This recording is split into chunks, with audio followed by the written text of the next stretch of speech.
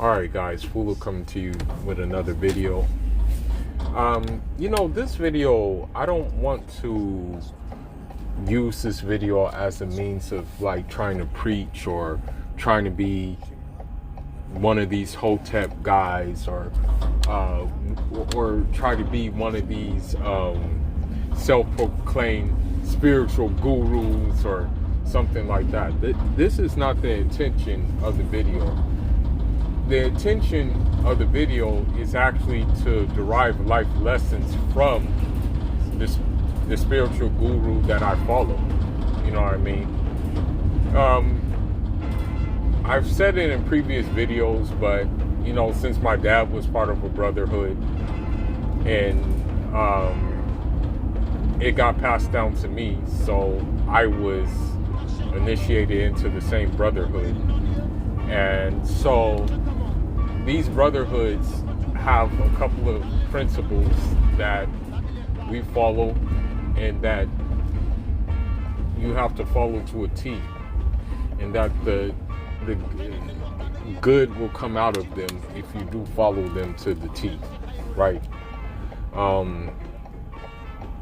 One of the brotherhoods is called the Qadiriya, and the other brotherhood is called the Muridiyya. Now, the thing is that with both of the brotherhoods, they're basically one and the same. That's usually how it works with a spiritual brotherhood, is that one gets established, and then due to a geographical area that maybe one of the disciples of that brotherhood ends up in, it travels over there and it gets another name, but it has the similar practices.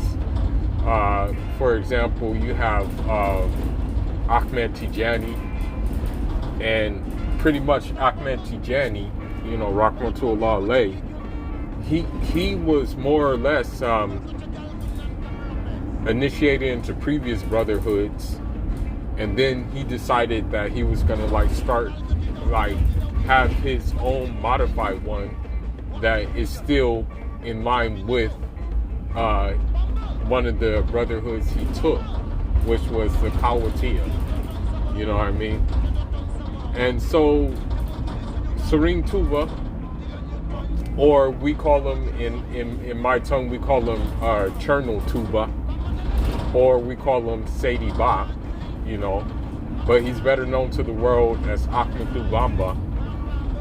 He took on like all the Turuk at the time, all the brotherhoods at the time, which were there, the Shadaliya, the Qadiriya, and the Tijaniya. And so what happened is he decided that he was gonna just keep the core principles of the Qadiriya, but incorporate his spiritual practices into that brotherhood. Now, a little bit of history about the Qadiriya, and then I'll get into what I'm talking about, what I want to talk about. The Qadiriya, was started by I guess you can say he was Persian, or maybe he was from the region in Afghan, right? By the guy, his name was Abdul Qadir Jilani, Rahmatullah alayh.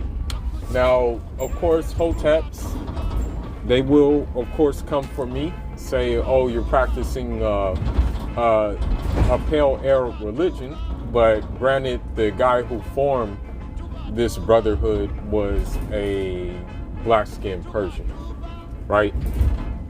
So, again, it just shows that Hoteps don't read, and and Hoteps don't want to learn different languages either, because if they learned Arabic, then they will find out like that in my DJ Khaled voice, you played yourself.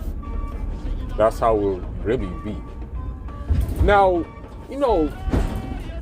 Serigne Touba, Sheikh Ahmed Bamba, Sadie Ba, whatever you want to say, is very significant in many ways. I mean, the first significance of him is the simple fact that he is the most prolific writer in Islam ever. Here's a black man, right, from what we know today as Senegal, who wrote over 7 tons of writings about different disciplines that have to do with the traditional African tradition, you know. That's the thing. So, with that being said,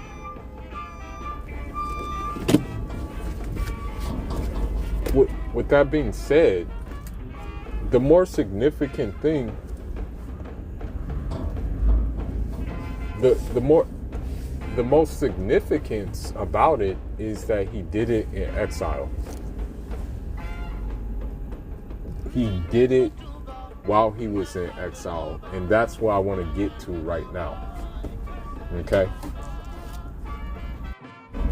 And this is what I want to get to, because there's a significance to this exile, and there's a significance, there's a lot of life lessons that can be derived from this exile.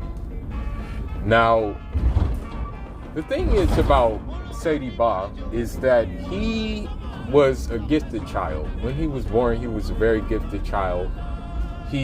While other kids were playing, he would devote himself to studying, would already devote himself to solitude and things like that. Now, granted, his parents he came from a good family, okay? His father was a scholar, okay? And his mother was a very pious woman, which just goes to show you the first lesson that we have is that the importance of good parenthood. You know, that's it's very good to have good parenthood, because if you have good parenthood, then obviously more so than less, a good child is going to be produced because of that, you know, because of the parenthood being so good, right? Now, the thing is that, you know, he became, because the thing is, that was what it was about back in the day, was just learning the sciences, learning all those things. But he became more inclined to the spiritual aspects.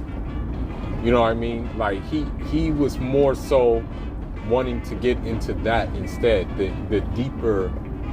deeper stuff. And so it got to a point where that's all he wanted to do.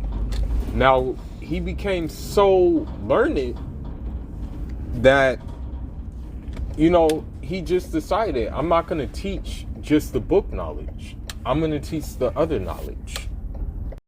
So he got deep into like that knowledge. He got deep into meditations. He got deep into like just, you know, reciting certain litanies and things like that, reciting certain letters and reciting certain words, like a lot of numbers of times, because he was trying to get proximity to his Lord. You know, that's what he was doing. And so, you know, he said one day, and this is what kind of set things off. He said that basically, I'm done teaching the book knowledge. I'm only teaching the spiritual knowledge. You can get the book knowledge from other people in this. You can get the book knowledge from other people here. There are plenty of people who can teach you that. But those who want to take this spiritual path, you can follow me. So only a few people followed him at first. you know? But then, once he was done, his disciples not only were able to teach the spiritual knowledge, they were able to teach the book knowledge too. Because you can't have one without the other. You know? And so that's what occurred. And so, with that being said, his growing started growing more. There were more people coming from throughout Senegal to come see him. They really wanted to see what's this guy about? Like, what are we hearing about this guy? You know? I'll get to the miracles in a second, but let's just talk about, so his following was growing. And so because his following was growing so much, it was very threatening to other spiritual leaders. I mean, they were like, man, who is this guy? They're like, how dare him, how dare him, come here thinking that he's gonna impose his way on us and impose what he's trying to do. But that wasn't the case at all with him. He desired no leadership. As a matter of fact, he desired to be hidden. But it was one of his main disciples, and that's another story in itself.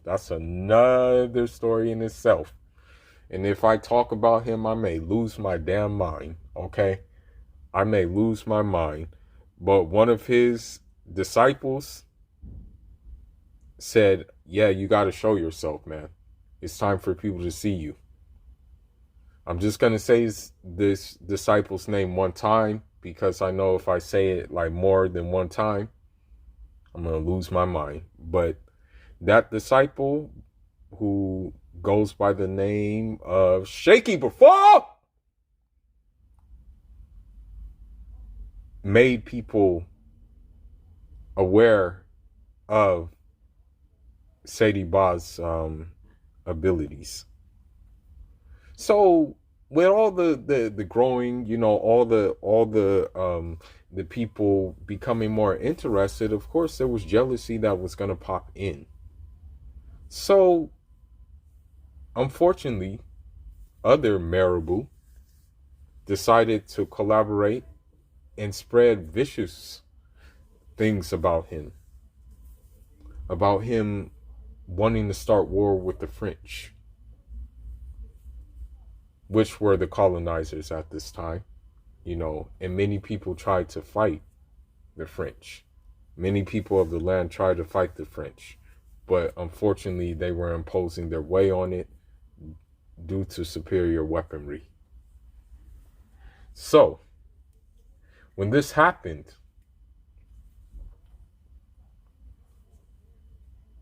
the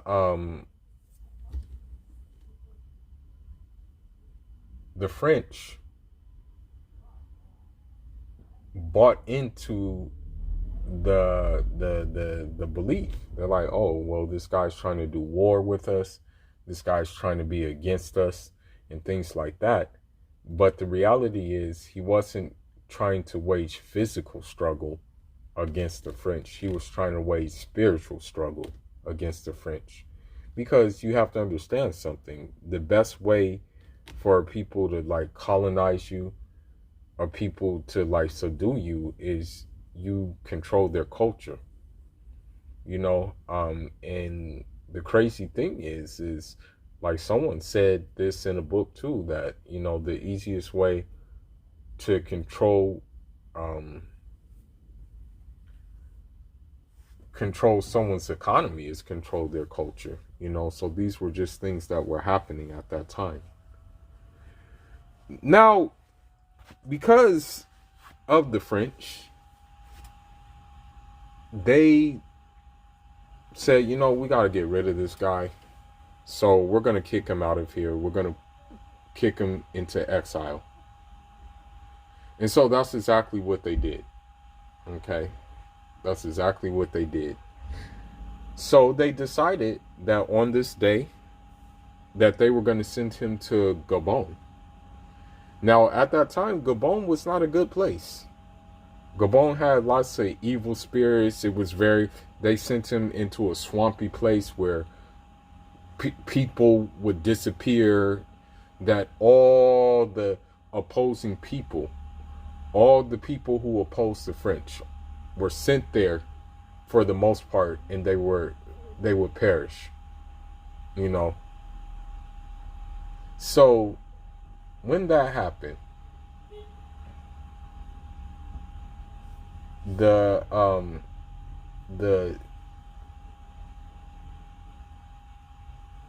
sheikh understood that it was part of a grand scheme, God's grand scheme, God's grand plan. And the reason why he understood this is because the Prophet Nelatu alayhi salatu salam came to him and said that, you know, you've reached a spiritual station, you've reached a high station. However, you know, the sheikh said, I'm not satisfied with that. You know, he's like, I'm not satisfied with that. I want more. That's what he would, in essence, that's what it was alluding to. He was like, you know, I'm not really satisfied with that. I really want more. And so the Prophet, alayhi salatu salam, said, well, you can have more, but it's going to cost you. And so he basically said, you cannot raise a hand to these French people. If you raise a hand to the French people, our pact is off. So, in exile, he was ridiculed. They tried to kill him so many times. As a matter of fact, they tried to kill him 286 times in exile. But they didn't succeed.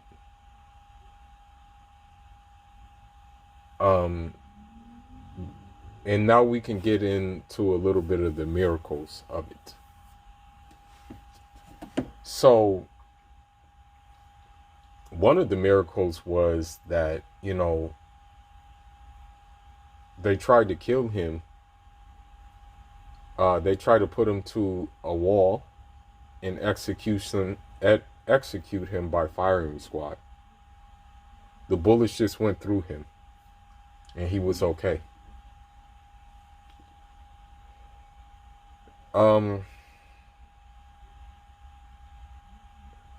There was a raging cow that they sent charging his way. He simply bowed his head down, and that cow just jumped over him, basically.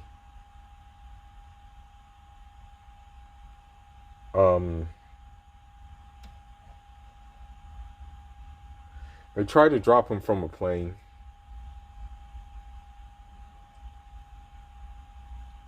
Once they looked for his body, he was just sitting on the beach, relaxing. When you talk about like Matrix, like Neo in the Matrix and stuff like that, I don't know if the director of that movie or the producer of that movie saw this or read into this, but this is the African Neo. You know, this was the African Neo in every sense of the word. Okay.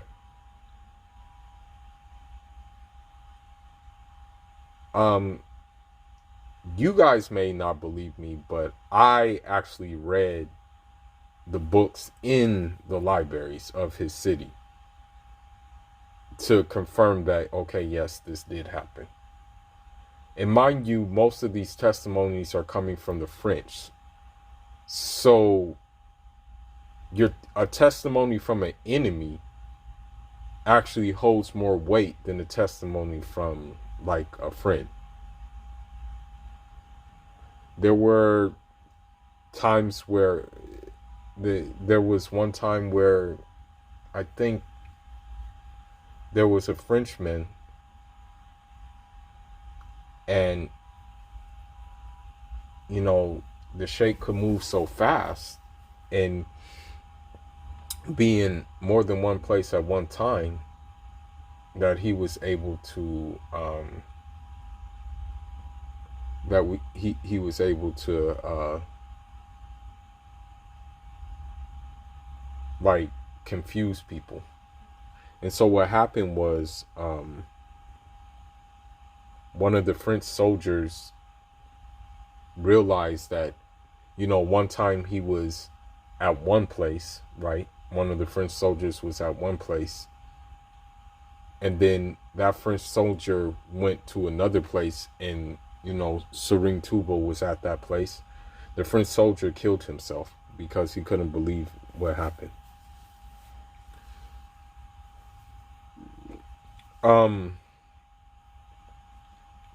With all the ridicule, with everything like that, he did want to hurt these French people badly. But he was reminded that he couldn't do it.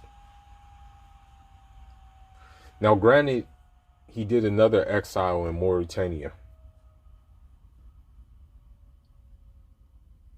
But then he was finally placed under house arrest back in Senegal, where he laid the blueprint for the city of Touba, which is the most, in my opinion, one of the most beautiful cities in the world. And where there are things there that I can't really disclose that I have seen, but I'll give you like just a little bit of a clue. When you're in the mosque in Touba, you will see things. For example, I'm just gonna shut up after this. I saw one old man who was just like drawing. He was just like drawing in the air, and all of a sudden, like a prism appears in the air, almost looking holographic. You know what I mean? And so I said, oh, well, you know what I mean? I just mind my own business. Like, oh, okay. You know, that city, you're not even allowed to smoke a cigarette. So the lessons to derive from Serigne Touba's exile is, number one, the self is the hardest thing to master.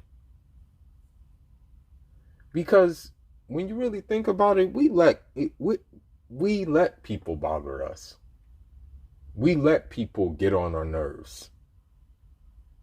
We let people trigger us. But really, it becomes a question of looking in the mirror and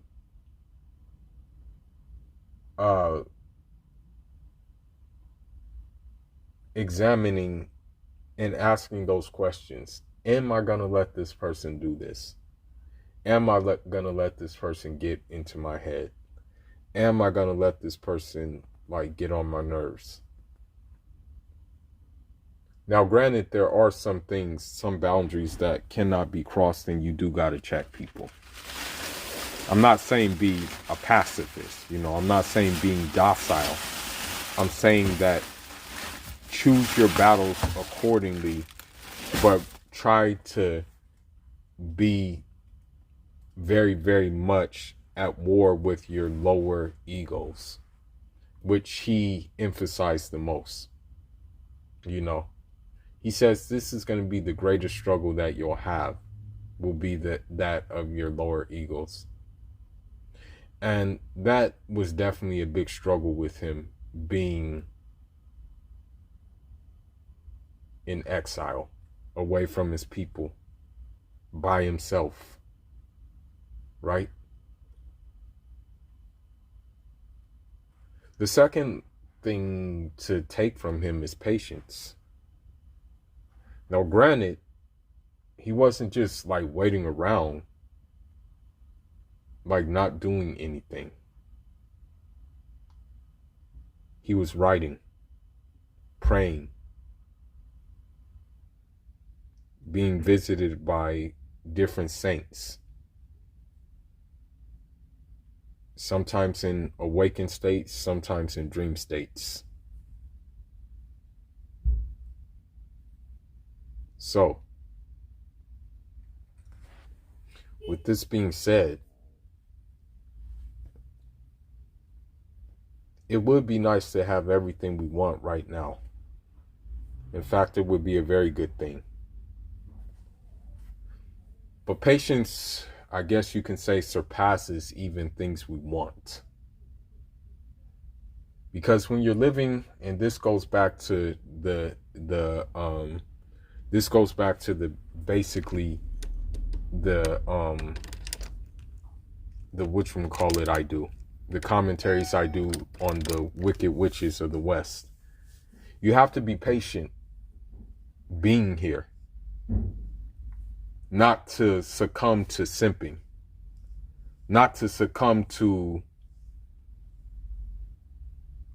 giving these wicked witches of the West your manioca and maybe endangering you marrying a woman and having kids with the woman because you had a kid. She trapped you with a kid that you weren't even prepared to have because you gave her your manioca. And now you're in a bind with child support and the like thereof. So there's a level of patience needed dealing with these Western women.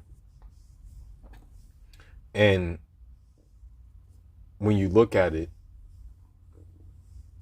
you can equate the French to Western women, because the French were arrogant, conceited, disregarded traditions, narcissistic, played the victim role, and the like thereof. So that's one of the lessons that he teaches with his exile, his patience. Now, part of the doctrine, and I'm going to end it with this. Part of the doctrine is hard work. He encouraged hard work. It's very hard work to write 7 tons in exile. But he did it. And so I'm not going to cap. I be lazy sometimes. But my work ethic, I work very hard. I work super hard. Okay? But sometimes, yes, I admit I be lazy. I be slacking. But for the most part, I'm on my square. The reason why he taught the hard work was for self-sufficiency. And that proved to be the case in Touba, where that is a self-sufficient city, where that city basically, you can say, is really kind of autonomous to the rest of the country, if you want to get technical, right?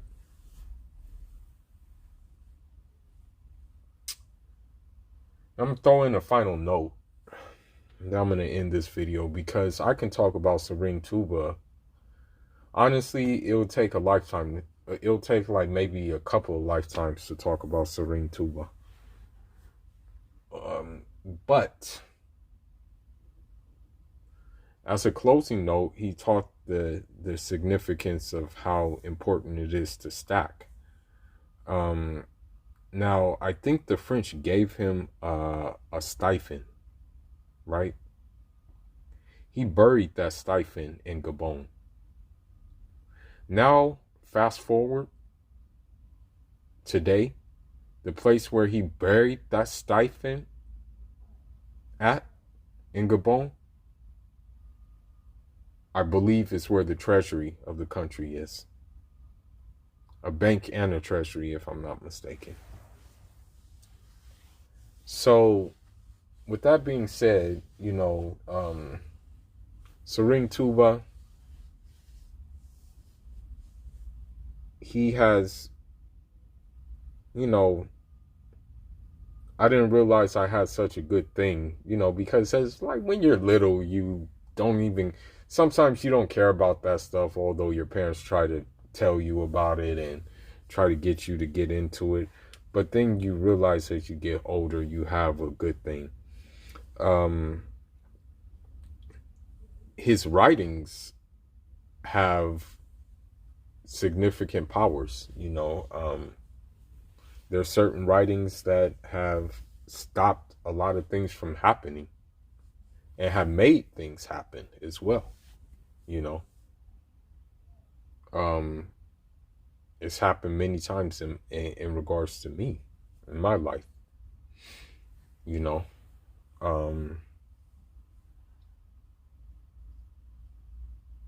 read it, you read it, you read it, and then you never know, like, things manifest because he uses powerful